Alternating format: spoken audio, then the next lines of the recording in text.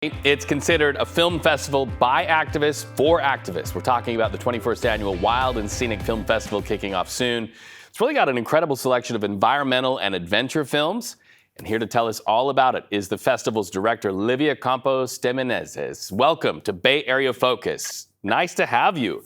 This is a big undertaking, being a festival director. So we want to celebrate what you're doing, but also say, my goodness, get a little bit of a nap going into the festival.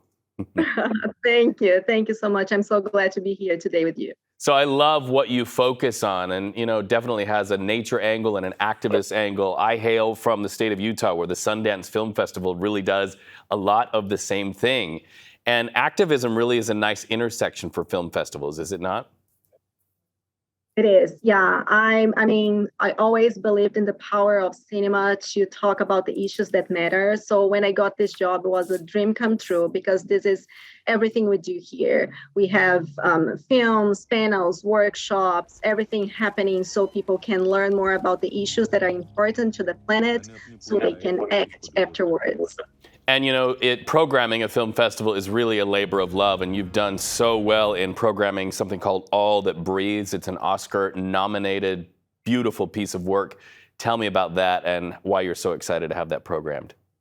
It's an incredible film. I watched this film, I don't know, in the beginning of last year, middle of last year, I don't know, but in a small screen.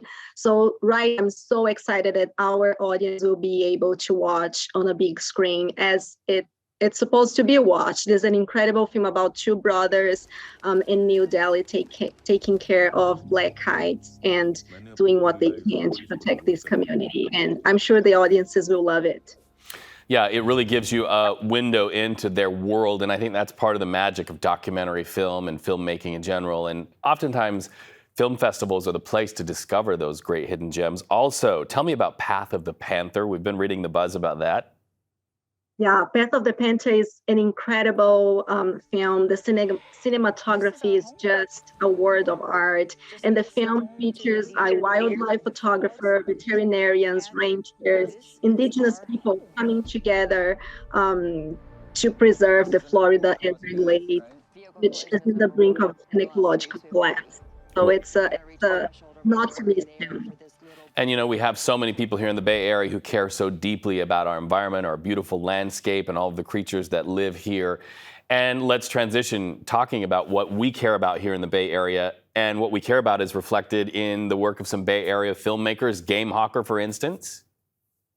Yes, Game Hawker is an incredible film about Sean Hayes, who is a falconry guy. And it's also an incredible film to talk about diversity in the outdoors.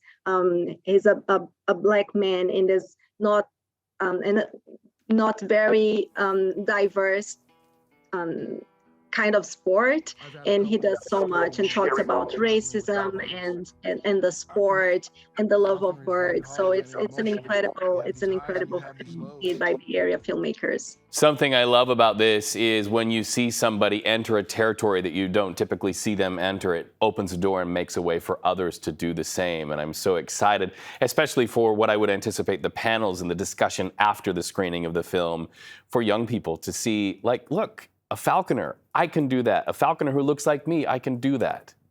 Exactly, yeah. And we have several films featuring different people with different kinds of abilities. For instance, we have like a deaf climber in Elevated featured here, which is something that you are not used to see every day. So there are special films focus on diversity and how to include different kinds of the population in adventure in nature. It's where it's all going. I mean, if you don't program a diverse experience for your audiences nowadays, what you're doing is not reflective of our America. Also from the Bay Area, Washed Ashore, we're looking at some footage from that film, and this one looks to have some tragedy to it as well. Yeah, this film is made by two students from the Berkeley Graduate School of Journalism, and the film documents scientists who are on a race against the clock to discover how more whales have been dying since 2019. So it's a tragic story, but yeah, we see scientists fighting to to find a solution to make that not be tragedy anymore. So it's always about that. We have issues. How can we solve them? How to implement solutions? And you know, every time I talk to a documentary filmmaker, they say, I want to break new ground. And I know you as a programmer and a leader of the film festival, you're doing just that. Thank you so much. Remember, to our audience, the 21st Annual Wild and Scenic Film Festival happens February 16th through the 20th, in person this year. That's always a plus, right? But you can see it virtually as well, like you've seen some other film festivals, especially during the pandemic, they had to pivot. They're making a way for everybody to participate. For tickets and information, visit wildandscenicfilmfestival.org.